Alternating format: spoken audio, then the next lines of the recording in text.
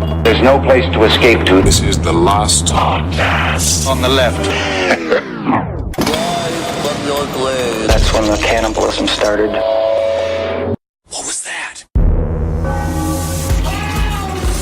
Hi, hello. Is it the Dunkin' Donuts drive-thru man? Is there a drive-thru man available? Hello? Hello? I was asking, can I get a change in the order? Can I get a mix of a tuna and chicken salad sandwich? Can you mix the salads? We don't got tuna at Dunkin' Donuts. Yes, you do. You see it on the menu before you. You put, I want a mixture of the two. You know, Miss Grace, can you just stop I want a harassing mixture of the two. If you do not give me a mixture of the two, the devil dances tonight. Welcome to the last podcast. On the left, everyone, I am Ben Kissel with Marcus Parks wearing his Ween shirt. I love Ween. This is one of 2 Ween shirts I own. No kidding. No, one of 3 Ween shirts, excuse me. That's sad. Okay.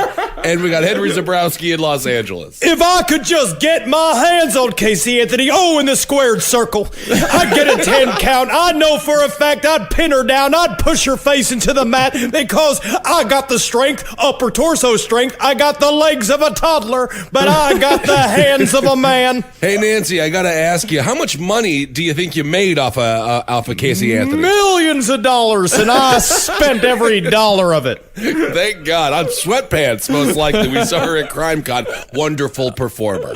Great performer. I'm wearing athleisure. I have to be free for movement. She definitely was. Cowboy boots and sweatpants. Remember that look she had? Absolutely remember Brave. that. And the, 6 security guys she had around her? She was very safe. Yes. All right. Well, speaking of performers, we're on to Casey Anthony Part 2. We'll get to the trial. My God, it's madness. It's sheer madness. I'm mad. Yeah. There's honestly, you ever it's nice to have a reason to be mad. There's something that I like in my personal life. There's something really fun about pure righteous anger where Right. you know you're right and that the other person's wrong, so you could just fucking rail on them all day long in your mind. Right. But in real life, you're like, I brought you your jacket. You know. Casey Anthony's face. If you ever just want to get mad, watch the trial footage and watch Casey Anthony's reactions to everyone speaking to each other, and you will fucking throw your computer out the goddamn window into the street. Yeah, I watched a couple of news clips. A lot of fashion conversations. Sometimes she wears a low-cut V when she's feeling relaxed, as opposed to her conservative fluffle shirt, which she also wore on occasion. Breaking news. Now, when we last left Casey Anthony, the body of her 2.5-year-old daughter, Kaylee, had just been found in a wooded area less than half a mile from the Orlando home they shared with Casey's parents. Casey had already been charged with her daughter's murder before the body had been found, and yet it took another 3 years for the trial to begin. Oh, it's so boring to do court cases. Trials are so fucking boring. Well, they're important. Yes, I guess. Is that what they say? Is that the whole They're thing? important. But it's just so boring. I watched 7 hours of trial footage. Was she detained for those 3 years, or she was just chilling at home? She was detained. Okay. Yeah. So there were 4 charges, the most serious of which being first-degree murder.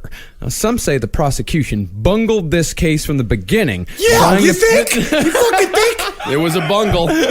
Trying to pin Casey with a capital murder charge. Should she be found guilty, Casey Anthony was going to get the needle. No questions asked. After a bunch of appeals. You're going to get the needle. Huh? That's what you want? You want to get the needle? This is balloon prison. And there's nothing more dangerous to a balloon than getting the needle. They should have charged her with a lowercase murder charge, I guess. Good work, Kissel. Oh, no, not capital. This is good. This is fun. Right from the start, the prosecution gave themselves a case that would have to show jurors, without a doubt, that the evidence showed the murder was premeditated, that showed that Casey Anthony deserved the death penalty, which is no easy task. No, is that what happens when it starts out? Honestly, I don't know. So when they say at the very top during the preliminary hearings, they say they're going to go for the death penalty, and that changes the rules for the jury, Not or as- it just changes the stakes level? It changes the stakes because, if someone is charged with, say, like manslaughter, then they're not going to get the death penalty. But if Right. someone is no, they get a charged with- fucking heavy metal rip. They get like, but it doesn't. But it's an easier trial. Yeah, it's a much easier trial to prove because there's not as much weight. The jury does not feel like they have someone's life in their hands, So something with like a first degree murder case, a capital murder case in a death penalty state, the people are going to take it a lot more seriously. Right. Now, of course, a plea deal was presented to Casey, as it almost always is in a capital murder trial. But when the possibility of a plea deal was brought up to Casey, she became extremely indignant, saying she would never in a million years admit to the murder of her daughter. Wow. Wait, so you want me to sign a plea deal? You being gay about this? That was just No, I'm not signing a goddamn plea deal. Never in 1,000 years. Because I'll never admit to murdering my daughter. That's for certain. Now, much has been made of the jurors on the Casey Anthony case, almost as much as those involved in the OJ trial. The panel was made up of 9 women and 8 men, ranging in age from 32 to 65. And ranging from dolt to dullard. there it is. Big demographics. If you could get a TV show, what was it, 32 to 65? Yeah. You would be the most successful show since Frasier. No, a that great is show. Nancy Grace's demo. Oh, that is her demo. That's a good point. Now, since the case had been so widely reported for 3 years, especially in the Orlando area, the state took their jury pool from Clearwater, Florida, because that was a whole 2-hour drive away. Wow. A thing I'll say about Clearwater, Florida. Number one Scientology capital of the world. Really? We've known that. Strange place, beach community, a lot of snowbirds. Means the traffic gets really bad from December to April, because that's when all the idiots from up north show up and Right. don't know how to fucking drive. All right, because they're all super aggressive. Florida, you're cruising. You're from fucking Massachusetts, you're up everybody's asshole 24/7. Because I know that for a fact, because that's how I drive. I'm gonna rail on them. No, I know. I'm just checking this off in my head as like, what's another moment where Henry becomes his father? Well, here he is. He referred to people as snowbirds, and he's talking about traffic in Florida. The thing was, though, even getting the jury pool from Clearwater wasn't enough to get an unbiased jury pool. Really? Because after 3 years, most people thought Casey Anthony was guilty. She was tried in the media for 3 entire years before her trial even started. Yeah, I think the Newsies got to Clearwater, Florida, and spread the word about the trial. So Yes, the papes and the nickels were everywhere, and Yeah. all of the newsboy caps were found in the trash cans for many years. And that meant that the only people allowed on the jury had to be at least in the undecided category, if not leaning towards not guilty. Which means you have to be touched in the brain to even show up. Where you think, be like, let's give her a second chance. Like, if you watch everything and the first thought, you'd be like, I'd like to hear what the lawyers say, because I trust lawyers. I know that's the biggest flaw of jury selection, where it's like, do you know anything about anything? You don't? You're on. You're hired. It's the Excellent. only job interview where it's like, are you a total moron, completely empty and shallow inside? You got the job. Well, I mean, it is a good thing in most cases to have an unbiased jury come in. Unless they're biased for you. Yeah. But this case, with all the media attention, it was something different altogether. Now, not all the people selected were excited to be a part of the trial. One man, Jonathan Green, was selected, spoke to a reporter knowing full well it wasn't allowed, took a contempt of court charge, and happily paid the $450 fine. And when the judge asked him if he was just trying to get out of jury duty, Green responded, Yeah. Yeah. That man is a national hero. He's just totally understand. He's just a fucking guy. He's like, yeah. So I have to go from one shitty city to a shittier city in Orlando. And so that's the reason I have to live in a hotel in La Quinta with a bunch of other jurors. And I don't think this is going to be you guys planting us with a bunch of tequila and giving us a hot tub to fuck with nighttime cams kind of jurors. Like, I know that this is going to be lame. So I'm up and out. yeah. And when they asked him about his decision, he just said, no regrets. None at Hell all. yeah. None whatsoever. Now, to give you a scope of how popular this trial was, 40 million people watched at least a little bit of it. And because of how interested people were in it, the news media reported on everything they could get their hands on. And You know, I was just thinking, if I was a juror, you know what I'd do? Bring my own gavel. I feel like that would be kind of fun if you just kind of like gavelled every now and then. Sir, you're causing chaos with your tiny hammer. I need you to stop it. That is not an official gavel. Can I object? Am I allowed to object? Anyway. And because of the sunshine laws we talked about last week, the media got their hands on quite a lot of information. And they reported on every single tiny little bit they got. Here's an example of some local Orlando news coverage. According to a source who has read dozens of jailhouse notes and letters prosecutors say they believe were written by Casey Anthony, most of them contain, quote, ramblings indicative of someone with a lot of time on her hands. There's also a great deal about food, what to order from the commissary and when to eat. Noticeably missing, the source says, is much about Kaylee, the daughter she is now charged with killing. Food. What else is she supposed to talk about? It makes my brain boil. After a while, you're just like, you fucking morons. The more and more you research it, like, because they had 3 years of shit they had to pump out. Right. And it's just a person incarcerated. So literally after, like, she ate lunch at noon and dinner at 4:30. That's basically it. That's it. Well, the local news media really, they hit on it quite a bit. But the person who hit on the Casey Anthony trial harder than anyone else was our aforementioned friend, Nancy Grace. They call me Fancy Nancy. I'm the tugboat with the perm. Really? Henry, Wow. how did you describe Nancy Grace to us? If Dr. Phil himself was in the plot of the movie Juana Man. It's like she is the end of a Chevy Chase movie where it has led to the female persona. And this is Mrs. Doubtfire 3, where Mrs. Doubtfire 3 has her own news show. So the judge in the Casey Anthony trial was the Honorable Belvin Perry. Belvin? He is sassy as a motherfuck. We are hearing some strange Zenaida and Belvin. Who would have thought Orlando had the strangest names around? Hey, there's more to come, man. So Judge Perry actually did a fantastic job with this trial, pretty much the opposite of Lance Ito. Even though the claims made by the defense were outlandish, as we'll see, things never got out of hand legally, and Belvin kept both lawyers on a tight leash. Well, to be fair, a late night spoof, The Dancing Belvins, doesn't really have the same ring as The Dancing Itos. Dancing Belvins actually, for me, is funnier. If I was in a comedy room, I would choose Dancing Belvins. I actually have a very weird tangential story attached to the case. So, a member of Murder Fist broke up with his girlfriend in college of Florida State. They had sort of the unspoken broke up. She went and cheated on him with 2 men in the same night in the same night. I mean, I guess technically it's not about the sex, but it's just about one of those dudes. It was 2 guys in one go. It was a threesome. One of those guys happens to be Casey Anthony's former co-worker at a TGI Fridays where she worked for like 6 weeks. This is true. Really? He was present at the court case. A friend of mine, old friend of college, sent me a message saying, "Did you this guy?" He was in the court case. He got fined for contempt of court by doing surreptitiously giving the finger to the prosecutor as he was talking, which you're not allowed to do.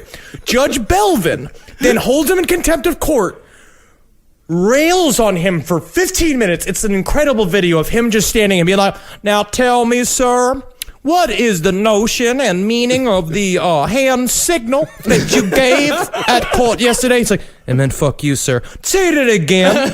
Say it again so that everyone could hear. It meant you wanted me to go sex myself in a court of law." And it's like 15 minutes of it. It's incredible footage. All right. But Belvin's incredible. Belvin's Courthouse has to be a show. Now, about Casey Anthony, Judge Belvin said he observed 2 sides. The side that was for the jury, that wrongfully accused, put upon grieving mother face, and the side for everyone else. It was either stone cold or even somewhat bubbly at times. Oh. We've seen her laughing. We've seen her smiling in court. Oh, absolutely. You can't not laugh at a hot bod contest. We've heard that. But that was never when the jury was present. Oh. Now, Belvin said as soon as the jury left the room, Casey's face changed as if she was just taken off a mask. And Casey's appearance was also, like the Menendez brothers, carefully choreographed. While the Menendez brothers were made to look like two innocent young boys in their pastel sweaters, Yeah, Casey- they were. Every day was Easter in the Menendez trial. Casey was made to look as plain as possible, almost like an exasperated single mother dragged into court on a traffic charge she doesn't have time to deal with. I would also go as far to say in virginal white. Most of her clothes were white. She wore a lot of things. Again, I watched a lot of court footage. And they put a lot of stuff where psychologically you look and see angel. And she just was always just... No. Like you could see her just being like, wrong. Another lie from the prosecution. Like she could see her just shaking her head. They should do like a Queer Eye for the Straight Guy, but like with plaintiffs, and just make them all look like members of the Duggar family or something, which I guess is what they went for. Well, whatever they did, it worked. Although, when opening statements began on June 6th, 2011, nobody could predict what kind of weird shit Casey's legal team would drag out in the defense of Casey Anthony. Today's sponsor for Last Podcast on the Left is FrameBridge. FrameBridge makes it super easy and affordable to custom frame your favorite things, from art prints and posters to the photos on your phone. Here's how it works. Just go to framebridge.com, upload your photo from your computer or directly from your Instagram feed for them to print. Or if you have a physical item, ticket stubs, art prints, posters, you name it, they'll provide secure prepaid packaging so you can mail it for free. Preview your item online in any frame style. Choose your favorite or get free recommendations from their talented designers. The expert team at FrameBridge will custom frame your item in days, not weeks or months, and they'll deliver your finished piece directly to your door, ready to hang. The best part, instead of the hundreds you'd pay at a framing store, their prices start at $39 and all shipping is free. We've been using FrameBridge at the Last Podcast Network to frame up all of the awesome fan art that we get from you, the listener, and we're very happy with it. It's extremely easy to use. Plus, our listeners will get 15% off their first order at framebridge.com when you use the code LEFT. FrameBridge has thousands of 5-star reviews and even offers a happiness guarantee. If for any reason you aren't 100% satisfied with your order, they'll make it right. So get started framing your photos or art today. Go to framebridge.com and use the promo code LEFT, and you'll save an additional 15% off your first order. Just go to framebridge.com, promo code LEFT. That's framebridge.com, promo code LEFT. The prosecution, Linda Drain Burdick and Jeff Ashton, centered their case around 3 words: child-free life. Who's also the name of a Glade plug-in scent. Oh, look at that. In their opening statements, they hit hard on the image of Casey Anthony as the typical Orlando party girl yearning to break free from the shackles of motherhood. Where is Kaylee Marie Anthony? Day 1. Where is Kaylee Marie Anthony? She does it for all 31 days. Yeah. She hits it again and again and again. But without telling a goddamn story. We'll get to it. Now, the murder that the prosecutor tried to pin on Casey went like this. She knocked the little girl out with chloroform that she made herself, taped her mouth and nose with 3 pieces of duct tape to suffocate her, and transported the body in a canvas diaper bag and dumped her daughter in the wooded area near their house. Now, to the prosecution, this whole thing was a slam dunk case. They had pictures of Casey Anthony at That's Dope Fridays at the Hot Body Contest. Of course. Fusion Ultra Lounge. Yes. Yes. They had the duct tape, and they had the sister canvas diaper bag found in Casey's room, as the one used to transport Kaylee was part of a matching set. All right. But then defense attorney Jose Baez fired back. Okay, I'm going to put this first of all, right? The opening statement for the prosecution is 2 hours long. It is boring. It is long.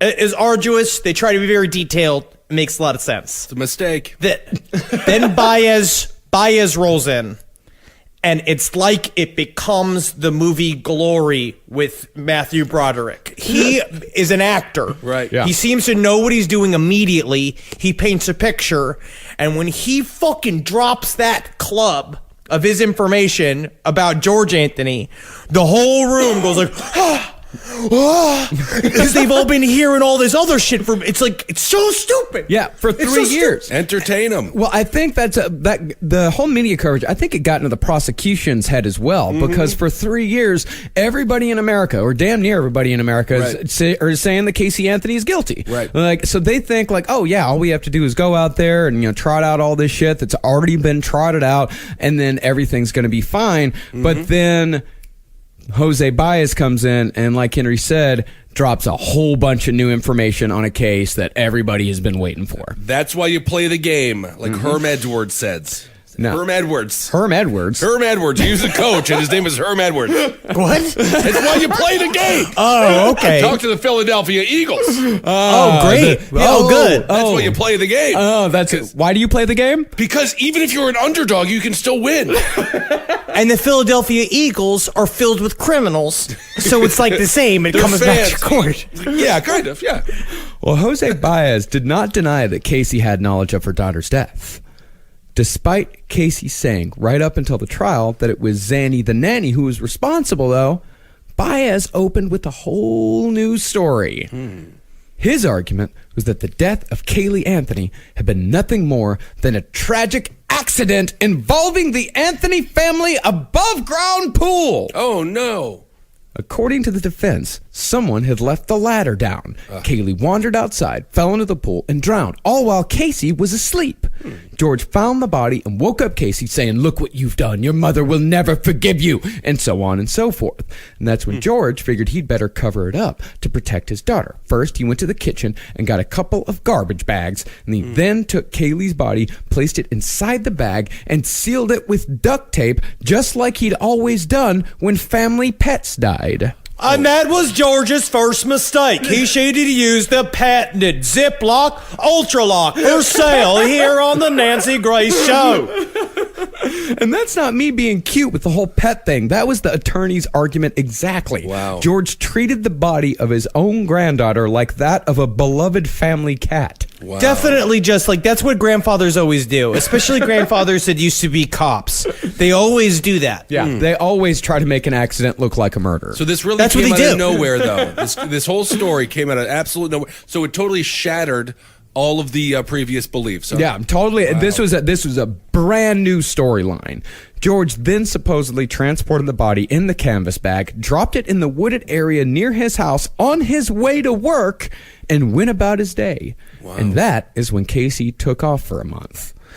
Now, there are a few interesting things to say about the pool theory. First, let's examine that very first 911 call. If Cindy Anthony knew about the pool accident, why would she make the multiple calls to 911? Why would she do the tough love call? Why would she do the second call? Why would she do the third call saying it smells like a damn dead body out there? That was a euphemism for a dorm room. It was euphemism for a dorm room. Remember that. Well, here's the answer. If there's one thing we know about the Anthonys, it's that they are not very clever when it comes to plans. In other words, that call was not the devious groundwork for a grand alibi. Absolutely not. If you listen to the calls, it sounds like a flustered woman. She had to call 3 different times because she had to make good on the other facetious, like, we're going to do a grandstanding, I'm going to teach my daughter a lesson call that was going to be a whole theatrical movement to, oh shit, this is actually a real thing that I've been ignoring. That's what I purposely have been ignoring. And they all just fall in line with Casey's lies. Casey develops the story. Well, I'm going to chart in my mind is that I watched and listened to the interview footage from the first police investigation in 2008 from George, Lee, and Casey. Lee being the brother. And you watch their stories solidify. You watch the Cindy stories solidify as it goes. They build it over time. Baez dropped this shit on them as they were going into court. So this was Baez's idea. This was not a Casey Anthony creation. Well, here's what we're about to get into. Ooh. The drowning story didn't come until much, much later. In fact, Cindy Anthony, it said that Cindy Anthony wasn't even told about the drowning story until 3 weeks before the trial began. That's a 3-year gap between discovery and trial that she wasn't supposedly told what actually happened to her granddaughter. Second, for 5 days in 2009, Casey Anthony shared a jail dorm with a woman named April Whalen. On Christmas Day, 2007, the body of April Whalen's 15-month-old son was found drowned in the family pool by April's father. An oddly similar story. Okay. No, it's just parallel thinking, dog meat. That's just what it is. There's no such thing as plagiarism. She maybe is close to a Carlos Mencia move. Right. But there's many different material that can be made for many different walks of life. You're equating someone stealing a joke to stealing a storyline about a child that's been murdered. Yes. All right. So, I mean, it seems like a lot of people killing their kids there in jail. Yeah. Yeah, they're not hanging out at a Dunkin' Donuts, except for a fact you probably hear the same stories. Yeah. Like in the dining area of a Dunkin' Donuts. The people who sit at Dunkin' Donuts. Yeah, I've done that before. Yeah, I fell asleep at a booth once. And third, a PI who worked on the Anthony case said that he was the one who actually came up with the drowning story after looking at aerial photographs of the Anthony home in a tabloid. He said that he was looking at the photograph and he noticed that the pool ladder was down. Ah. And this PI, Dominique Casey, no relation, said he, Casey Anthony, and Jose openly discussed Casey's guilt. And the drowning story was agreed upon in a brainstorming session between the three. Wow. But there was another PI too named Jim Hoover. This is the problem with PIs. I love them. Again, I'm going to go back into it. It's my fallback plan. It's what I want to do. But they're not reliable. No. Because you know who becomes private investigators? Who? People like me. People that tell stories for a living and they're cash hungry and they want to. This is what they do. Yeah. They are for hire. Yeah. So they have no bosses. Like Yeah. I listened to an interview with the police with Jim Hoover, who was the other PI that they had hired to work with that was Dominic's partner. And he's just like, they literally was like, so who do you work for, Jim? He's like, me? I work for nobody. And I was just like, whoa. Like when he said that, I was just like, this is fucking awesome. But then he goes on to say that they had a lot of talk about this. And it'll be interesting about how George and Cindy were both heavily focused on not throwing Casey under the bus, but it was a family thing. Mm-hmm. So back to the trial. With the death out of the way, Baez moved on to the discovery of the body. He claimed that Roy Kronk, the utility worker who found the remains, had moved the remains from another location, staging the whole thing for fun and profit. He cranked it up. He pulled a cronk, which is moving the bones of a child from one place to It's another. a very specific thing, but it does happen. Now, Kronk did admit that he joked to his coworkers about hitting the lottery by finding this dead little girl, urging them to not tell any of his ex-wives. Well, that is a strange bit. It's a strange skit that he came to work with that day. He's a nighttime security officer. You know, like he's just got a lot of. We're dealing with a lot of. There's a lot of Katos Right. Yeah, in there this are. case. Now, do you think his coworkers laughed? Because that's what matters the most. That's classic Kronk. And Kronk's estranged son did say Kronk called him in November, telling him that his old man was going to be famous. For finding a dead girl. And yes, all of his ex-wives described Kronk as inappropriate with children, violent towards women, and undoubtedly capable of Kaylee's murder. However, it seems like Kronk was just an idiot piece of shit looking for a payday and an excuse to talk to the kids who didn't want to talk to him anymore, kind of like the wrestler. Oh, like the wrestler got him back in the game. So wrestler this entertained child's corpse helped dozens. him become a better father. So this is technically Mrs. Doubtfire 4. There are several different Mrs. Doubtfire sequels in this. There is nothing more Florida than finding a decomposing corpse of a child and being like, hit pay dirt. It is like, where is the compassion here? Yes, Come just on. because he looked for things with his piss, like Gerard Depardieu looking for a bathroom in the dark, does not mean that he's a murderer. No, none of this means that he's a murderer. No, he's just- Nor does it mean that he moved the location of the body. Right. What he did move, though, was the skull when he picked it up by the eye socket. And this gave the defense their first shot across the bow when it came to forensics. Since Ray had tampered with the scene, the defense said the whole damn thing was contaminated. And all he could say was, I'm sorry. He's just like, he kept going like, I'm sorry, I did it. I didn't know, I just did it. I was curious. I wanted to make sure. And I was like, honestly, when it comes down to it, if it's a skull, I'm just going to make up that I'm sure. Like, I don't need to actually look at it. I'll tell the story and then let someone else tell me that I'm wrong. But that wasn't even the biggest bombshell from the opening statements. Because all this shit, this is all just opening statements here. Jose wrapped up his opening statement with another page taken from the Menendez handbook. Molestation. Uh-oh. Yeah. Always with the molestation. They didn't molest. But the problem is that they told them as they were going into that day that they're like, just so you know, like it was like a yada, yada, yada. The prosecution turned to George Anthony. He's like, they're going to accuse you of molesting Casey.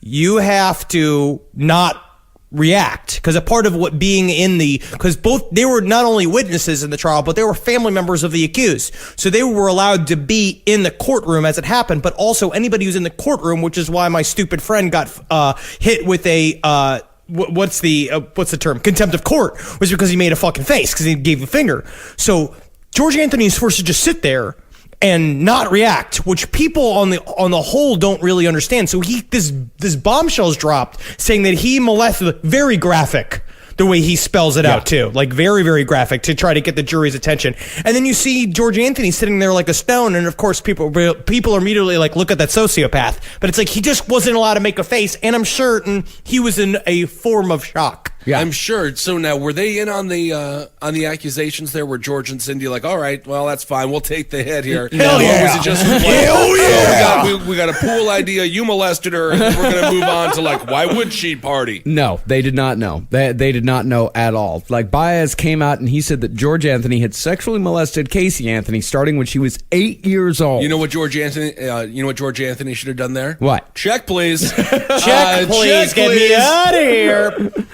Yeah. Baez said that Casey had been molested throughout her childhood and adolescence. This is why Casey showed no emotion during those 31 days. Baez claimed that years of hiding the sexual abuse going on at home from the rest of the world trained Casey to put her emotions in the back seat where no one could see them, and the death of her daughter was just another family secret to bear. So Baez just basically realized as a defense attorney, you can just make it up. You can just say it. Just say anything. Yeah, well, because the burden of proof is not on the defense. Right. It's on the prosecution. So we just Alex Jones to the whole thing. And there's no way to disprove what he's saying. Again, Right. the power of lies. You just got to say it, and then everybody's got to fucking be back on their heels trying to prove that you're wrong. And so Right. then he pulls the fucking brother into it too, who's the one dude that didn't do anything. Nothing. He was just trying to live his life. Yeah, he said that the brother had also been inappropriate with Casey, and it was a whole familial incest thing. Jeez. And so it seems after this that Baez was going to hit the prosecution hard with these molestation claims just the whole time. Because after all, like, the molestation, that was the centerpiece of the Menendez brothers' defense. Right. But here, Baez put his own spin on the tactic. He never mentioned it again for the entirety of the trial. So it's kind of like he had no evidence for it and then nothing to back it up. And it's interesting the way you say he had his own spin on it. It sounded like he just started with the plan and then Casey Anthony'd his way to the end of the trial. Strange. No witnesses, no experts, no mention of it in any cross-examinations. The prosecution brought it up. Because they're now they're forced to. Right. Now they're forced to. They have to. Yeah, now they have to. Like, their first Kind of validates the whole thing, too. Exactly. Can I say a thing real quick? I want to believe in victims, right? I want to believe that people come forward and say that they've been attacked, they've been sexually molested. I want to believe these people, the victims of assault. The problem with Casey Anthony is that she has already lived an entire lie for so long that it gets to this point where where's the line? Where is the line between you have been proven to be a liar again and again and again? This is a thing now that we are now forced to go examine because we want to believe victims, but you're a piece of shit that makes this harder on everybody else. And the defense is also rolling the lie into the lie. Like, they're rolling all of the lies into the whole molestation thing because, like, well, okay, yes, she's a liar. She's been a liar and been proven to be a liar over and over again, but not this time. Because this time, the thing that we're saying happened, that's why she lies. She's lying about everything else, but she's not lying about this. And this thing that she's not lying about is why she lies about everything else. You know, when you said it rolls lies into other lies, made me think of Cinnabons. Isn't that weird? Disgusting. I thought of a Cinnabon. Disgusting. Now, the prosecution's first witness was George Anthony. And They had to. Of course they had to. They had to open by asking him if he had ever molested his daughter. Right. And he's like, no, of course not. He's like, no, sir. No, of course not. But when it was Baez's turn for the cross-examination, everyone expected him to just barrage George with questions about the molestation accusations. But instead, Baez went for George's 2009 suicide attempt. See, not too long after Kaylee's body was found, George, just heartbroken over the hard reality that his granddaughter was indeed dead and that his daughter was probably responsible for it, he went to a hotel in Daytona Beach, took a bunch of pills, drank a lot of beer, and left a note that said, I needed to go be with Kaylee. Oh my goodness. Horrific. Daytona Beach. Horrific time in this man's life. Of course. Yeah, I mean, if it was just him hanging out with Zenaida Gonzalez at a pool, that'd be a different story altogether, but it wasn't. It was not. In defense, they claimed that the suicide attempt was done out of guilt. Did he I mean, he must have told people about the suicide But attempt, or they found him? He or? went missing. He essentially went missing. He sent a bunch of texts to people saying like, goodbye, I'm gonna do it. And then the cops felt like they triangulated his cell phone and they found him before and were able to like pump his stomach and all that. But the defense said that George had tried to kill himself because of guilt, because he had disposed of the body. And Baez, I mean, he just hammered away at this poor grieving grandfather, and all the while, Casey Anthony sat there just stone fucking cold. I mean, but also, if you're George, you don't want to see your daughter go to prison for life, and she's facing capital murder, so... After the molestation thing, he was edging a little bit closer towards send her away. Yeah, he was getting a little upset. Because he realized what he had finally got himself caught in. He said something in his first police interview where he was just like, you know how hard it is to live with two women. Like, he said this to the cops, and they're all like, yeah, George. I do believe that up until this point, he thought that Casey had something to do with it, but he was holding out all hope that they said all the time that maybe, just maybe, there's some kind of extenuating circumstance. There's somebody else involved. By the time that this happened, once that dropped on his lap, he was like, oh, fuck. My daughter's a stone cold psychopath. My wife, who I've said several times is the mirror image of my daughter, is also a psychopath. He's fucking stuck. Right. Like a motherfucker. And part of this has got to do with his silence their entire lives. Well, the fact that he never went Liam Neeson. This is the other thing about watching the trial for fucking hours and hours. I start getting angrier and angrier at George, Cindy, and Lee. Nobody cared about the kid enough to break through the silence that was in that house, because no one wanted to talk to Casey Anthony about her fucking lies because they were afraid of setting her off. So what they did was let this happen in a way. I don't know if Lee did anything. He's just kind of like, what? My family's weird. Yes. Yeah, I don't want to. My family's weird. I don't know. I mean, George was half right. Go to Daytona and get smashed. Just get drunk. But I mean, not with the pills. Don't do the pills. So after the prosecution got George Anthony out of the way, they went into the lies, the lack of emotion, and all the party girl stuff, all of which we covered on the last episode. And then they got into the car forensics, going through all the evidence we also talked about in the first episode, step by step, smell, stain, hair, etc. What we didn't talk about, though, were the infamous Googles. You just sounded like my mom describing the internet. It's full of, what is this? Infamous Google. What, Henry, what's Google? Henry Thomas, how do I search this? It's like, go ogle, I don't know.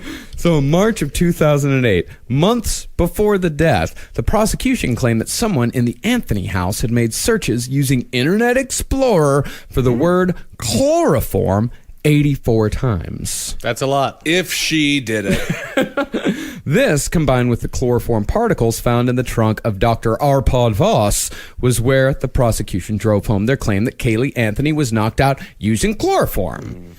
After that was the duct tape. There were 3 pieces present, although investigative reports and trial testimony went back and forth between the tape being found on the skull and being found near the skull. It's really difficult to pinpoint whether or not the duct tape was attached to the skull, because all of the pictures I could find of the remains, and this is disgusting, they're all blurred because it's a child, so they don't want you to see where it actually was attached. It seems like it got caught in whatever was left of the remains' hair, which is very sad, but I don't know. The fact that duct tape is there at all. So even so, the attempted knockout line came from the medical examiner, Dr. G, who is now 92 episodes into her show Dr. G Medical Examiner on the Discovery Health Channel. No kidding. My name is Dr. Randolph Gorilla, and they made me change my name in order to have this television show. So hi, welcome to Dr. G Medical Examiner, where today I'm going to learn how to have sex with a woman. Dr. G is a woman. Hey, all right. Oh. Good for her. That's nice. Dr. G said there is no reason to put duct tape on the face after they die. They thought, the prosecution thought, like, fuck yeah, that's the line. That's what's going to get them. And Dr. G also said that while one piece would have been enough to suffocate the girl, Casey used 3 to make damn sure it worked. First piece went over the mouth, second over the nose, and just to be thorough, the third covered both. When the prosecution rested, they thought they'd hit one out of the park. There's no way this is going to end in any way but victory. Right. That was before they were introduced to a little catchphrase Jose Baez cooked up to hammer away at that whole reasonable doubt thing. Fantasy forensics. He then pitched that show to the CW as a reality show with celebrities doing forensics at the morgue. Brian Austin Green hanging out like they had a hot tub in the morgue. Look at that. Beverly Hills 90210. Don't mind if I do. So immediately, Baez went to work dismantling the forensic evidence put forth by the prosecution. They got branding. He got like little code words. They got a great story. Interesting, huh? He started with the smell science of Dr. Arpad Voss, the guy with the paint cans. I'll make any smell in the world. Just let me have my labs. Do you want a fart smell? I can make it, but not with my butt, with chemicals. Do you want a broccoli smell? I'm going to need some broccoli. It does seem like there's a little wiggle room to discredit this guy with the paint. Sure. Yeah, there is. Well, but I mean, Baez pointed out that this is the first time Dr. Voss's method had ever been used in a criminal court. And furthermore, Voss didn't even have a doctorate in chemistry. His specialization was in anthropology. But to be fair, Dr. Voss's work was legitimate. He worked at the famous and respected Body Farm in Knoxville, Tennessee, and his work on decompositional chemistry was published in the peer-reviewed Journal of Forensic Studies. This guy wasn't fucking around. Strange guy to have a first date with. Just be like, what's the biggest I imagine accolade? it's very annoying. It's that guy, and also we were watching Blue Planet. Is this guy that he spends his life using high-powered microphones to listen to choral, and it's him just going like, "It's amazing the sounds you can get from the choral," and it cuts to the sounds, and it just. I mean, it's technically interesting, but also like, Shut were you up. ever an amateur wrestler? Like, Coming to Netflix this March, the new limited 4-part British miniseries, Collateral, starring Carey Mulligan, John Sim, and Nicola Walker. Set over the course of 4 days in London, Collateral explores the spiraling repercussions surrounding the fatal, seemingly random shooting of a pizza delivery boy. Detective Inspector Kip Glaspie, played by Carey Mulligan, refuses to accept that this is a random act of violence and is determined to find out if there's a darker truth. As a result, she uncovers a tangled conspiracy involving drug dealers, smugglers, and spies. And she reveals the murder to be connected to larger political conspiracies circling immigration and refugees in Europe and the UK. Written by Oscar-nominated The Hours and The Reader scribe David Hare, and directed by S.J. Clarkson, this contemporary thriller maintains an underlying immigration storyline that makes it timely and relevant. You don't want to miss Collateral, streaming March 9th, only on Netflix. But according to Baez, Dr. Voss's technique did not pass the Dalbert test. what the hell is the Dalbert test? As far as my understanding of it goes, the Dalbert test... It has to involve Velcro shoes. I don't know why, but I feel like Velcro shoes is involved. The Dalbert test is applied to the Dalbert standard. What? The Dalbert standard is tested when an attorney raises a Dalbert motion. Yep. And the Dalbert motion comes when an attorney believes an expert may be unqualified. What's a Dalbert? Well, hi, hello, my name is Francis Dalbert, and how we can tell if this scientist is telling the truth or not is that I will lay down in this pool of water, and if I sink, It's a lie. And also, I am a witch.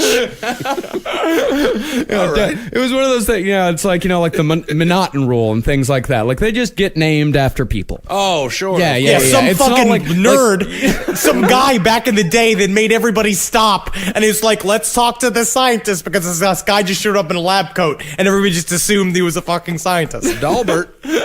Yeah, when that's it, they raise it when a prosecution or defense brings in an expert, and the other side is like, that guy doesn't know what he's talking about. They raise a Dalbert motion. They should call it a Dauber motion. Remember him from Coach? I love Dauber. He was the best.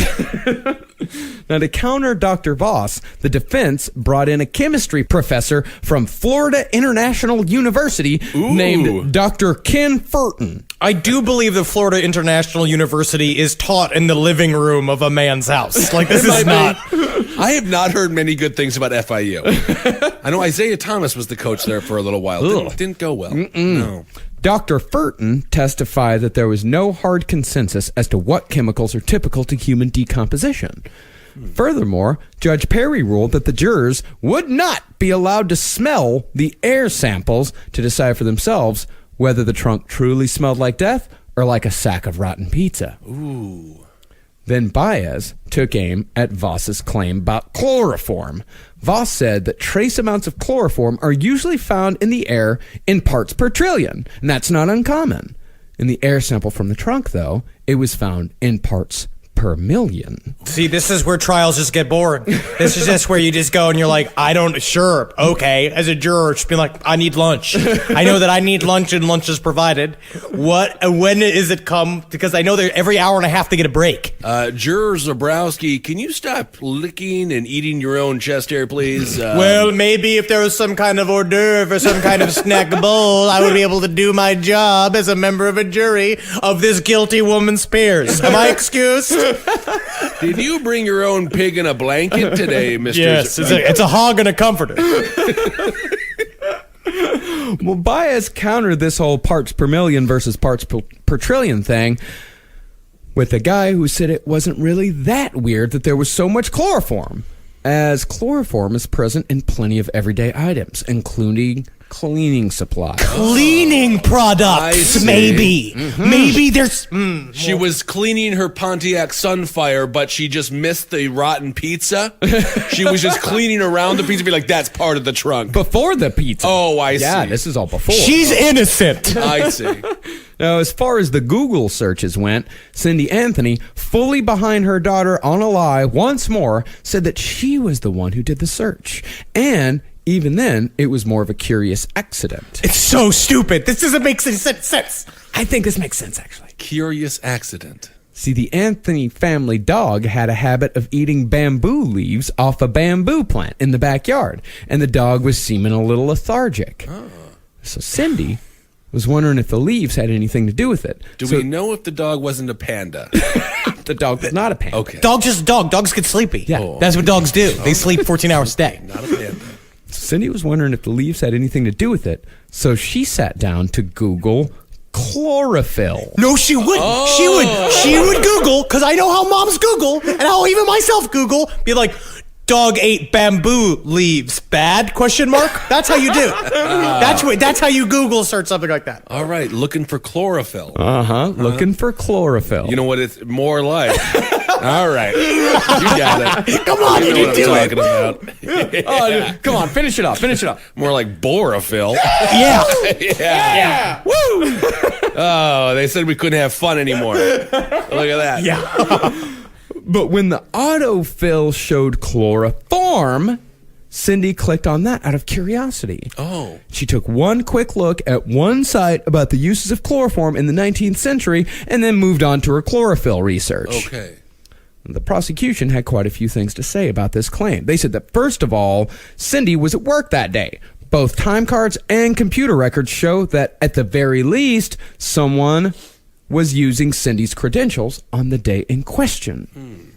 Second, there was the 84 times claim. Remember that? Yeah. Right, I Search remember for that. 84 times. Yeah. Why would someone Google chloroform out of curiosity 84 times? 84 times. They have OCD. They're in a deep panic spiral, and they're just typing chloroform over and over again, or they're writing it on the walls.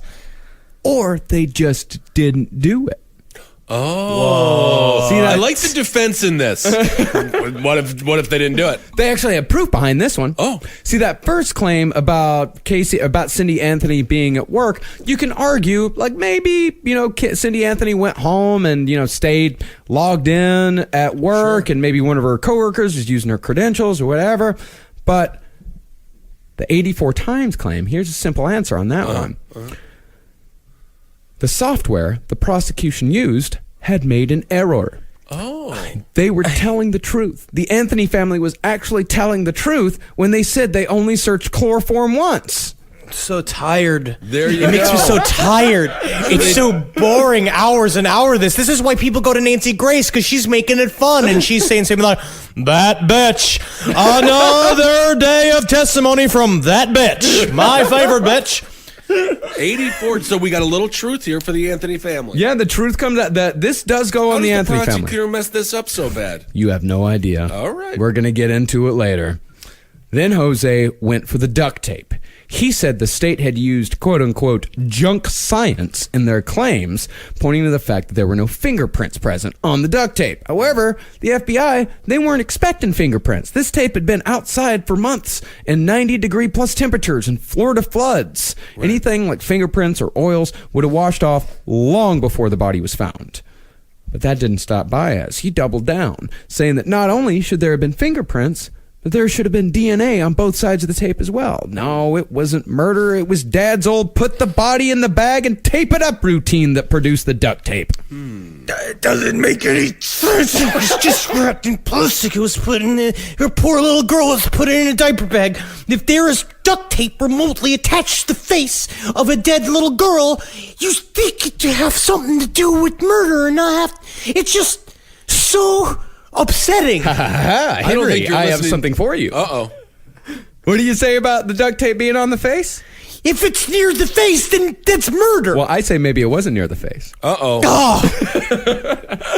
See, there was that claim that the tape was holding the mandible and the skull together. But Baez said that tape was just put there by cops during transit to keep it together. And No, they wouldn't do that. If you I almost notice- fell out of my chair. I And- literally just almost fell out of my chair. the prosecution, even during the prosecution's turn, there was no consensus as to if the tape was found on the face or found near the body. So, Bungles. Wow. Many bungles. And all this was put into perspective by German Dr. Werner Spitz. So yeah, I like 'em. I don't applaud too hard, Gessel. Werner Spitz? Werner Spitz. Spitz. Okay. This guy is a classic. He is very, very funny. Yes, you'll get into it. He's been involved in crazy cases, but he definitely talks like this. He's like very like what you'd expect a German doctor. Spitz has actually been involved in an insane amount of cases, from the assassination of JFK to Phil Spector to, of course, the O.J. Simpson civil trial. Would just sound like he's becoming more of a suspect. As far as I'm concerned, he's involved in all these cases.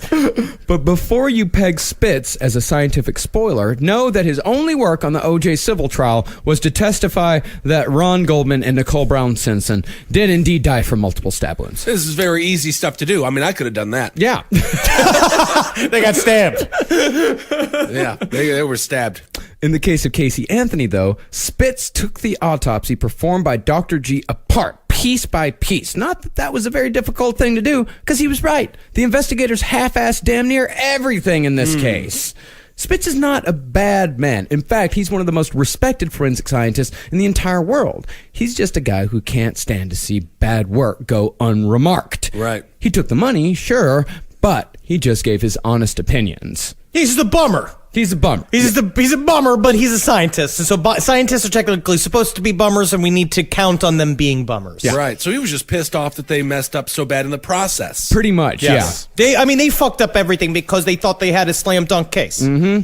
They got cocky. Today's other sponsor for Last Podcast on the Left is Audible. Audiobooks are great for helping you be a better you, whether you want to feel healthier, get motivated, or learn something new. And with an unmatched selection of audiobooks, original audio shows, news, comedy, and more, Audible has all the audio content you need to start your year on the right foot. Try books like In Cold Blood, my favorite book, and a must-read or must-listen for any true crime fan. For a fiscal you, go for Rich Dad Poor Dad, Crypto Assets, the Innovative Investor's Guide to Bitcoin and Beyond, or You Are a Badass at Making Money. For a healthy you, go for The Sleep Revolution, The Power of Habit, or The Obesity Code. For a successful you, go for The 4-Hour Workweek, Grit, or How to Be a Boss. For inspired you, go for Braving the Wilderness, Daily Self-Discipline, or The Power of Habit. Whether it's on your phone, through your car, from a tablet, or at home on an Amazon Echo, you can get through tons of books while doing almost anything. And Audible even lets you switch seamlessly between devices, picking up exactly where you left off.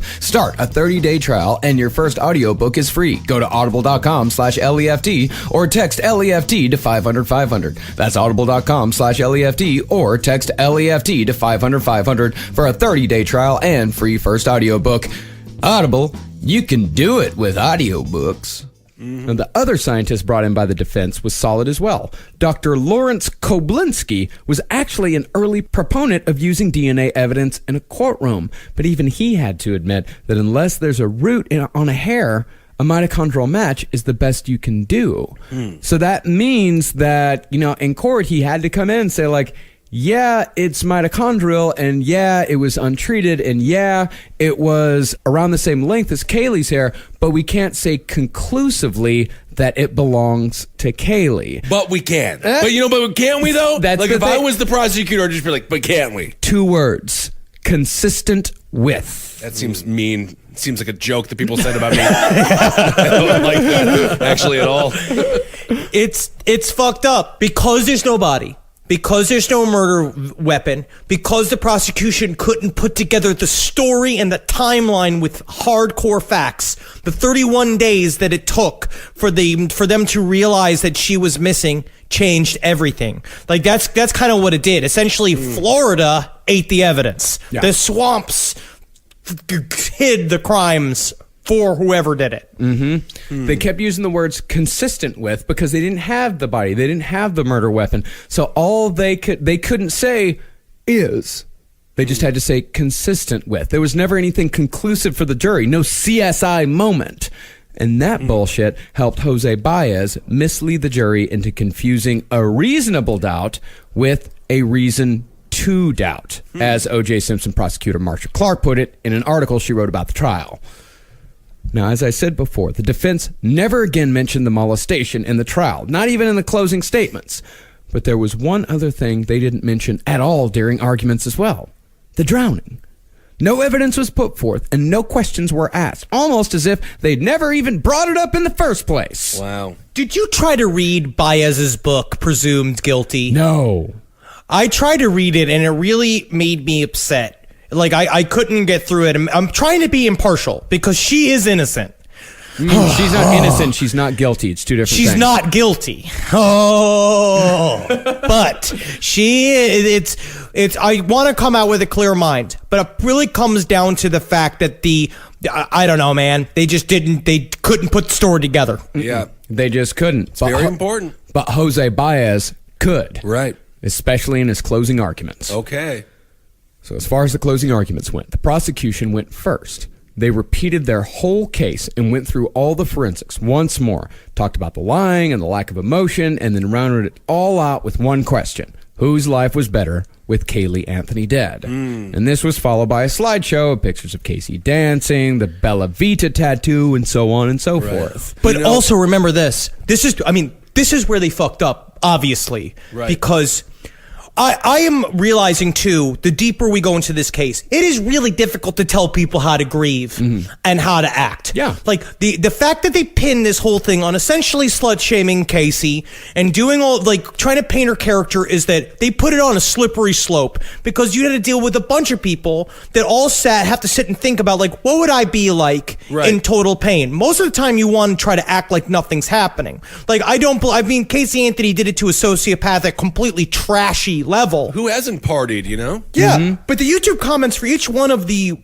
police interviews I listen to with like Lee Anthony and George Anthony, everyone wants to snap to these judgment calls of like, how dare he laugh? How dare he act like this, act like it? So it's like, it's really difficult to pin down what human behavior is supposed to be like. Absolutely. And it's very difficult to just say, she just lied, and families sometimes just automatically fill in, because essentially it's like it's like what AIDS does to the body. It's like the immune system, instead of helping you, is killing you. It's interesting. The prosecutors also made a huge mistake. Gift cards. Yes. If I was a juror, I'd be like, and in my closing arguments, $25 gift card to Applebee's. And that's a lot, actually, at an Applebee's. That's a couple of margaritas and an appetizer. But I guess they weren't thinking like that. Unlimited appetizers? It depends. Yeah. Yeah. Depends what day or time you go. That was said with such sadness. Yes. Yeah, It is, because it's always the good ones that are limited. And then it's like, oh, I'm sorry, we don't have the burrata tonight. You're like, then why you put it on the goddamn menu if you don't have enough for me and my fucking huge family? Yeah, Ben wants a wonton taco. Say that 5 times fast. I'll take it. So that was the prosecution. All right. Then the defense took their turn. Now, the reason why they didn't bring up the molestation in the closing arguments was because the judge forbade it. Judge Belvin made a good call here. All right. Because he said, you didn't put any evidence whatsoever forth. You didn't say anything about it during the trial, and you Right. don't have any evidence to introduce in the closing arguments. It's almost like they just said it. It's as similar as if Baez opened and being like, and furthermore, George Anthony is Frankenstein's monster. You know what I mean? Like, how dare he is a part of the whims of Dr. Frankenstein, who we will hear from today in this courtroom. And he doesn't show up. Just a man in a fucking cryptic eye patch just sitting behind him. But there was one tiny bit of evidence for the drowning. During closing statements, Jose showed a picture of Kaylee Anthony at the back door of the Anthony house, opening it on her own. And in the background was the pool. Ooh. And with that, the defense rested. They literally relaxed because they were all thinking about the pool. Oh, that is nice. So on July 4th, 2011, Independence Day, Uh-oh. the case was placed in the hands of the jurors. After less than 11 hours, the verdict was returned. On the charges of first-degree murder, aggravated child abuse, and aggravated manslaughter of a child, the jury found the defendant not guilty. Not guilty. And that footage, when Casey hears the not guilty verdict, it takes a second for it to set in. Yeah. And then it's a really strange smile. She does. Yes. Did you see that? Well, yeah, because she doesn't have to have the mask on anymore. It was it's over. odd. Yeah. She smiles like you never go to like get a lot of things from like Target or Kmart and then they accidentally put like a spatula in there without charging you and then you can leave with it. It's like that kind of smile. Like, You just walk a little bit faster to your car when you realize it. She was, however, found guilty of lying to the cops. And for that, she was sentenced to 4 years in prison. However, since she'd been incarcerated for 3 years awaiting trial and had earned time off for good behavior, Casey Anthony was let out of jail 10 days after her sentence was handed down. Wow. When they asked jurors why, dear God, why did they let her go? They said it was because the prosecutors had not painted a picture.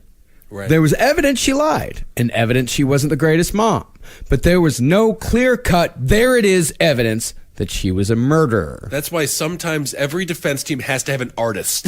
Just someone to be like, let's bring it together. Okay. let's all do this. They need a director, they need a choreographer. Yes. But they need a pamphlet that they can hand out. But I don't think you're allowed to do that either. No. It's just, again, without a body, without a method of murdering, without all of this shit. It's like, and again, it's very difficult for anybody to swallow that a mother would kill her child. Mm-hmm. But they don't really understand how far and deep narcissism can go. Yeah. So basically, they got the party girl thing, but they didn't get the murderer part. They didn't get so the they missed the big one. Dude, some of them even said they wished there was more evidence to put her away, that they believed she had actually killed her child, but the defense had introduced a reasonable doubt. Right. In other words, these jurors had something in common with Casey Anthony herself. They all thought they were being real fucking clever when in reality, they had no idea what they were doing. Oh, it's like hosting a podcast. Oh, yeah. I did grand jury duty here in Kings County, and I saw that on a regular basis. One example was they arrested this guy for heroin and marijuana in a vial, and the jury said, we're not going to charge him for the marijuana. We'll just charge him for the heroin. But that's the big one. Yeah. But they were like, so basically you just took the leverage off the table to be like, we can charge you for the weed, we won't charge you for the heroin. But so anyway. Yeah. They overthought it. It was so stupid. It's all about overthinking Right. it. They allowed Jose Baez to completely remove common sense from the equation, all while Jose was making them feel like they were being real goddamn smart with this decision. He gave them a reason to doubt, yes, but that doesn't mean that doubt was reasonable. So, speaking of people thinking they're being real goddamn smart, let's get into what I think happened. Uh-oh. Okay, now we're gonna let you just run through this very complicated theory of yours, It's very which I simple. like. It's actually very simple. Yeah, of course it is. If this But all when it comes down to it, OJ did it, I'm not going to be happy. well, I'll say a part of what this theory involves is, again, remember human factors. Lying and negligence are silent killers, Like carbon monoxide? like carbon monoxide and blood pressure. Yeah. All right. So here we go. Okay. The Marcus Parks theory on Casey Anthony. And I'm probably not the only person out there who has this theory, but it's mine nonetheless. Okay. Yeah, this is He's now taking it. ours. So I'm sorry, you're fucked. I didn't double check to see if anybody else, I didn't have time to go through and see if anybody else is on the internet thought about this, but this is what I think. All right. George Anthony and Tony Lazzaro both reported that Kaylee would sometimes sleep for 10 to 13 hours at a time and wake up with heavy black bags under her eyes. Not normal for a child that age. Now, I think it's fucking ridiculous to think that Casey Anthony had the real world smarts to make chloroform at home. Casey didn't have chloroform, but what Casey did have plenty of access to was Xanax.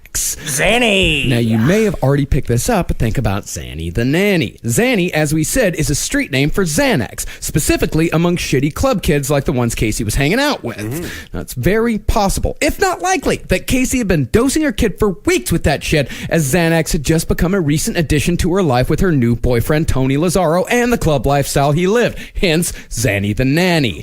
Then there's the Google searches. As I said, the chloroform search was made using Internet Explorer. And that's the only thing that would really match chemical forensics with Casey. But who uses Internet Explorer? Moms. Casey Anthony didn't use Internet Explorer. She used Firefox. And guess which browser history never made its way into the hands of the prosecution?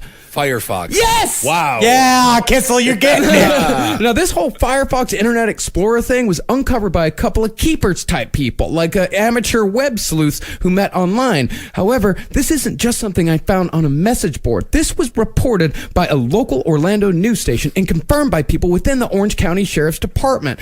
These two amateurs got a hold of Anthony's Firefox history and went to work combing every bit of it. They found that on the day Kaylee was killed, a number of interesting things happened on the Anthony family computer.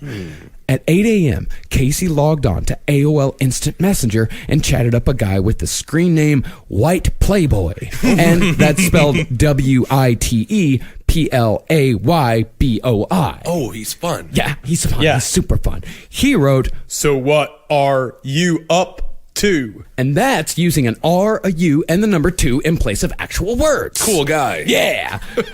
and then Casey responded with, Not a whole lot. Checking up on all the MySpace, Facebook hoopla.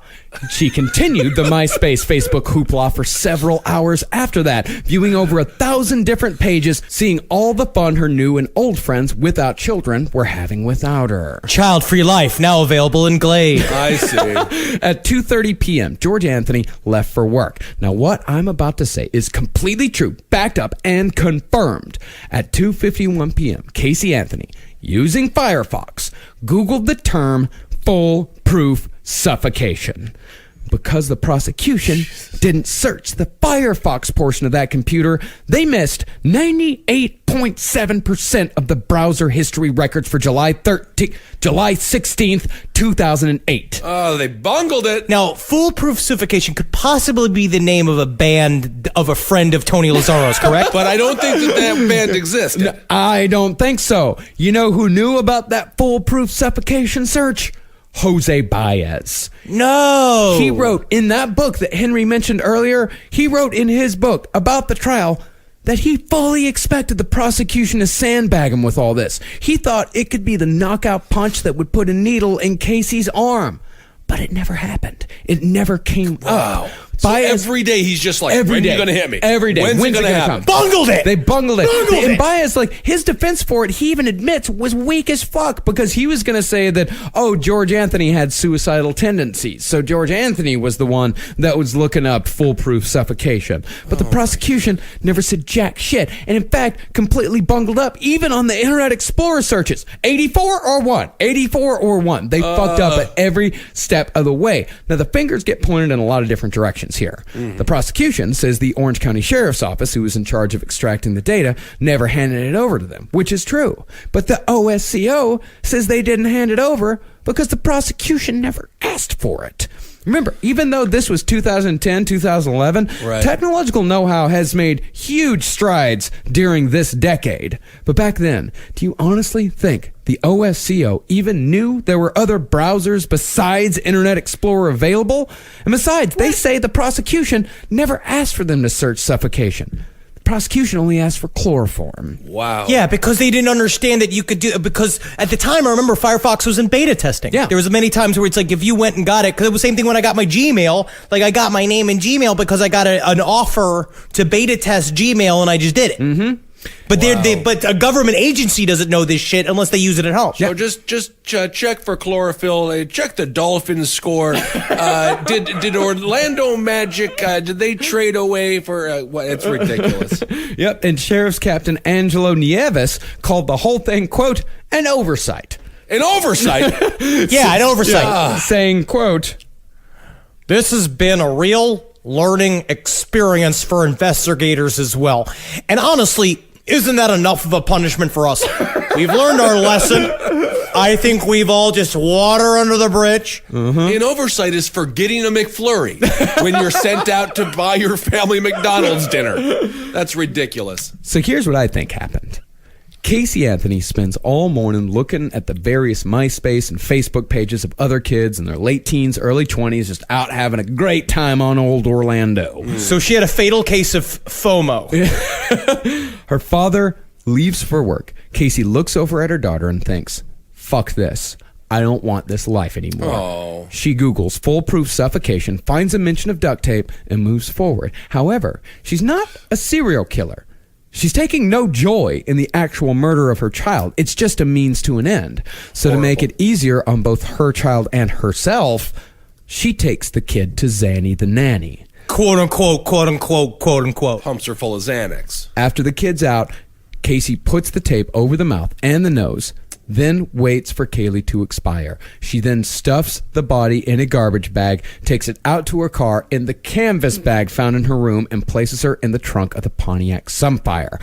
When she goes to Tony Lazzaro's house to watch Jumper, though, the body is still there. So why did she do that? Because Anthony didn't have a plan. She never does. So who knows how long that body was left in the trunk? Since the body was skeletonized when it was found, we have no idea. It's possible Casey was driving around with the body in the trunk of her car right up until the car was towed. And one detail you may have missed about that was where the car was parked. It's not important that the car was parked at a check cashing place. What was important was that it was parked next to a dumpster, because what was found in Casey Anthony's trunk? Garbage. It's possible that Casey Anthony rooted around in the dumpster, found an appropriate bag of pizza, and left it in the trunk, thinking a rotting sack of garbage would eventually cover up the death smell that two people by that time had already noticed. But why wouldn't she just try to clean it first? Well, that's where the chloroform comes in. Most likely, Casey Anthony tried to clean her trunk to get rid of the smell. And what do some cleaning products contain? By admission of the defense, chloroform. There it is. But still, despite all this, despite all the lying and the fuck-ups and the stumbles, Casey Anthony went free. So basically you're saying that Facebook is to blame. Yes, Facebook did it again. Facebook has done it fucking again. Once. Thanks, Zuckerberg. So this is my tiny rebuttals. And I think that this is where, again, the human factor comes in. Mm-hmm. I think that either she did do exactly as Marcus said and drugged Kaylee and put the duct tape on her mouth and let her die. I think that that's quite possible. I think it's also quite possible that she drowned and she pulled her out of the bed. The problem is, and then where did the duct tape come from? Yeah, and the sticker that was on her face. How would the sticker stay on her face? Yeah, well, the sticker was also something that Baez came back with because the investigator had noted that there was adhesive residue of a sticker, but then when they went back to look, there was no adhesive residue there. Yes, and the duct tape matched a rare roll of duct tape that was in the house. It was also on the gas cans, which were part of the gas can incident. So this shit came from the house. It came from Casey. But we got to remember was that when she put Kaylee in the trunk, and this is brutally sad, but it's very similar to any other serial killer. This is serial killer light thinking. Kaylee went away. As soon as Kaylee went into that trunk, Casey Anthony and her selfishness just kept moving forward, saying, I'm living a new life. That's an old, icky life. This is just the residue of it. Kaylee then goes from being her little girl to being a problem. There's also, remember, there's many motives here to why she maybe could have killed it. It's not just because of Facebook. There's also a weird thing between Cindy and Casey. They had brutal fights, and there's a part of the reason why they say that there were multiple calls from Casey Anthony to Cindy Anthony on the day of her murder that Cindy didn't answer. It's not because of some weird conspiracy. It's because they were in the middle of a fight. Kaylee was supposed to go with them to her grandmother, her grandmother's house. They were supposed to go to and have a day out with her great grandparents. And she said no because Kaylee was gone. And so Cindy was freaking out and didn't know what was happening in the meantime. So it's monstrous. But the kid just went into a thing. The kid got put in a bag. She can't see the kid's face anymore. It was there until it started to smell. She took the bag out and dumped it as fast as she could, as close to the house as she could, go on her travels back and forth. Because we also realized she's been traveling from Tony Lazzaro's house where he's just doing nothing but making mixes and playing Smash Brothers, which is all that he talked about in the fucking, in his tapes. He was just like, I was playing video games and Casey'd like always be in the middle of some kind of like drama. She's out there, she's like making calls outside, she's being real secret, but I'm like, I'm trying to learn how to do the Mega Man explosion. Yeah. And so I think you're close to it. The bag of garbage was something that she just kind of fucking improv'd. Yeah. Again, she was just like, fuck it smells because of this. Yeah, no. Well, Yeah, it's pretty either much way.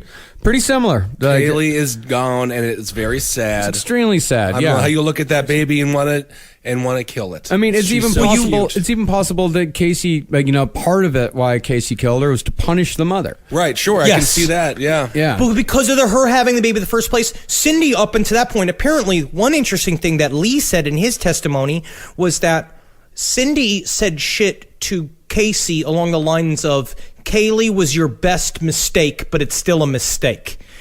Kaylee was a mistake. You are not raising her correctly. You know what? They've had multiple talks about this. She was stealing money from the parents. She was stealing money from Lee. There's a lot of weird shit connected to it that made it's like a family thing. I think I've come full circle here. We got to arm toddlers. Kaylee should have been armed with a cute little gun. Tiny guns, yeah. Tiny guns for tiny toddlers, and the bullets, they send a message, but they don't necessarily kill. Yeah.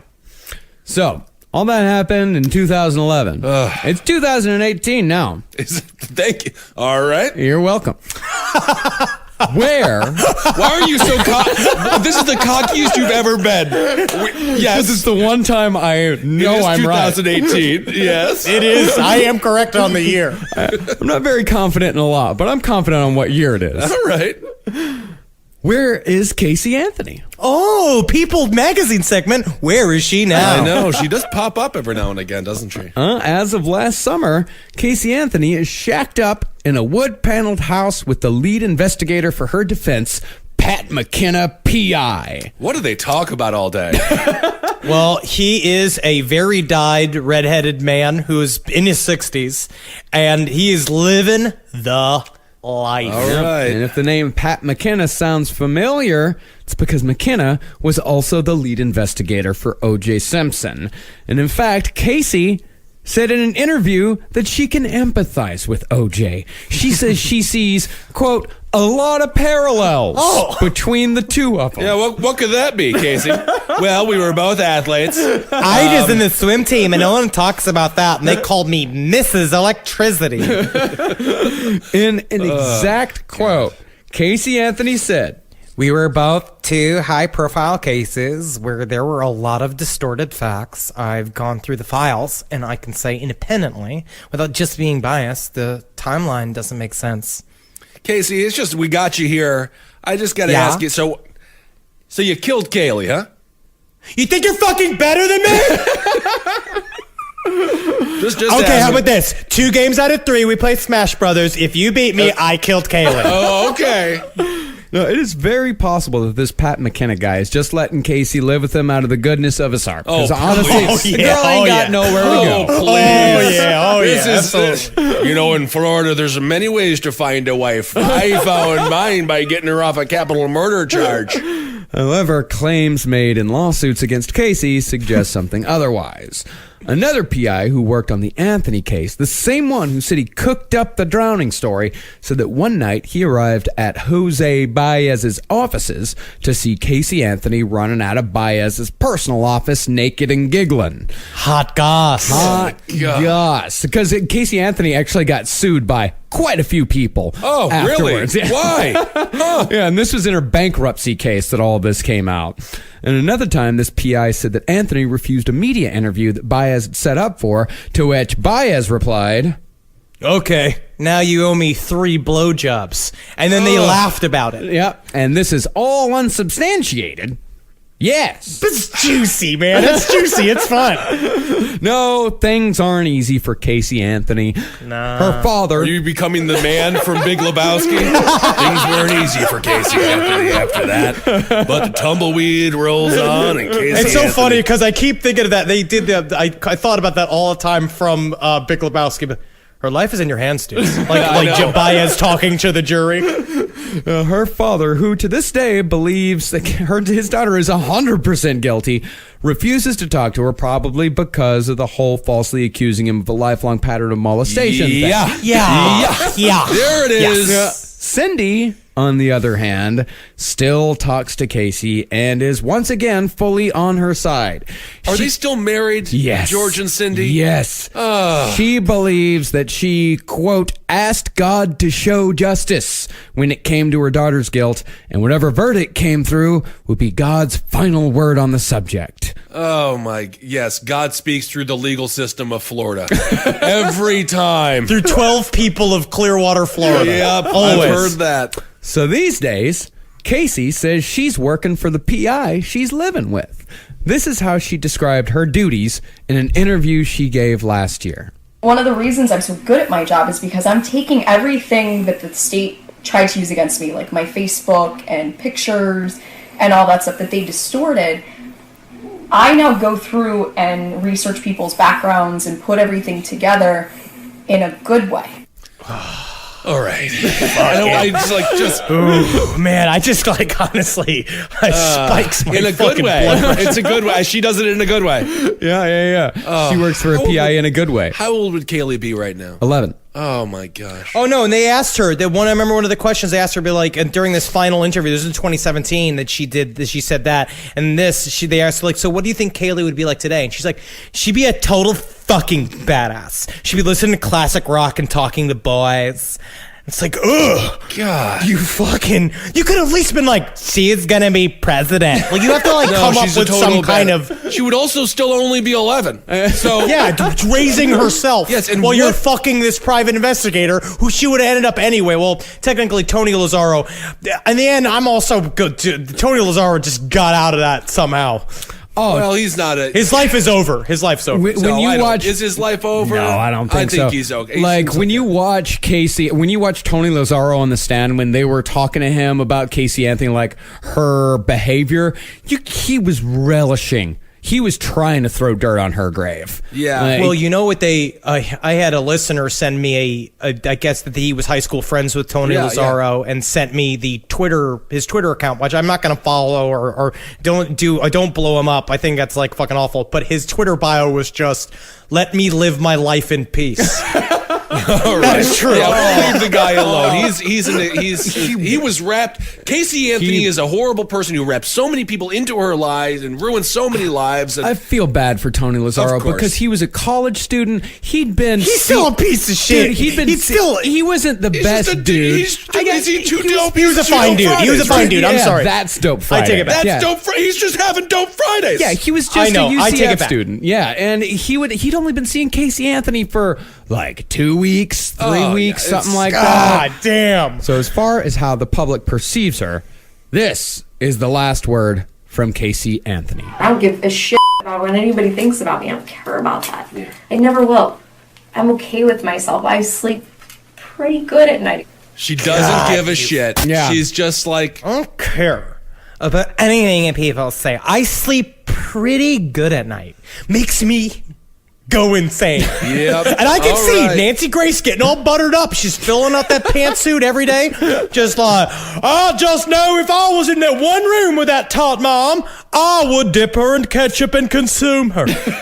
And gain her strength and give it back to the people. All right, there it is, Casey Anthony. Wow, a lot to that story. A ton to My that story. goodness Yeah, gracious. and there's a lot that we didn't we covered all like the main bases, but we Right. didn't even get to the I think $33 million lawsuit that some crazy lady filed against Casey Anthony because she believed the Illuminati was behind the whole thing. Well, but then we're getting to JonBenet Ramsey and her murder by the surreptitious murder by the Black Ops government, but that's a whole other story. That's a whole nother one. This is, so why don't you just do yourself a favor and go watch all of the trial hearings that are on YouTube. Sure. Go enjoy yourself. Listen to all the interviews and really, just get mad. Go get real mad and then just Or, try to drive you know, around. Just if you got a kid, just hang out with them. Yeah. Or if you really are super stressed out, I don't know. There's like theme parks and shit. There's stuff to do. Let's go do that. There's stuff to do. Yeah. There's stuff to do. I'm not a parent. I don't know. I don't know. If No, we're not a the parent. ones that should be given child rearing advice here. No! I just recommended a theme park. But I was even thinking about this. I'm going through the whole trial and I was just like, if Wendy was missing for 6 days and I had to go to Jackie and say, where's Wendy? It's been 6 days since I've seen my little girl. Where's my little girl? And Jackie's like, it's with the nanny. I would go Liam Neeson and I would have gotten to the bottom of the truth. And that's just a dog. It's a cute So dog, though. I feel like people should have done a little bit more legwork in trying to find this little girl. Absolutely. All right. Well, speaking of dogs, you can find me on Instagram. Feel free to tag the dogs with the little Last Pupcast scarves. So they're so cute. They're very cute. Yes, absolutely. Hell Okay. yeah. What do we want to do here? So we want to thank everyone for Patreon. Thank you very much, Thank everybody, you for for donating. getting our Patreon. And thanks for the great response. Henry and I had a chance to interview this fella from Love and Saucers. What was it? David Huggins was Dave his Huggins. name, which was so unbelievably interesting. He claims that he lost his virginity at 17 to an alien. That's awesome. So, yes. I believe him and I'm jealous. Yeah. And that interview is available on the Patreon for $5 and up per month. Yep, so go check that out. And thank you all for that. Also, keep on checking out all the shows here on the LPN network. And, I got a couple of tweets from people who said they're going through a rough time. It's just a weird time to be alive. Yeah. And so hang in there because it'll pass and you're going to be just fine. Because all of us go through rough times all the time. Yeah. And you have to rely on your friends. Mm-hmm. And everything will be fine. I guess so. I has to believe be. you. It has to I be believe fine. you. It has to be. Yes. Follow us on Twitter at Henry Loves You, at Marcus Parks, at Ben Kissel. Follow us on Instagram at Dr. Fantasty, at Marcus Parks, at Ben Kissel, the number 1. And follow Last Podcasts on all the shits at LP on the left. All right, everyone, hail yourselves. Hail Satan! Elgin. Magustalations. Take them to a theme park. Hail me! Just send them up for adoption, I guess. I don't know. There's people who want kids. She could have just given it to the mom. And Just be never- like, just you But raise then her. mom wins. Yeah. Gosh. Jesus Christ. All right. See you, fuckers.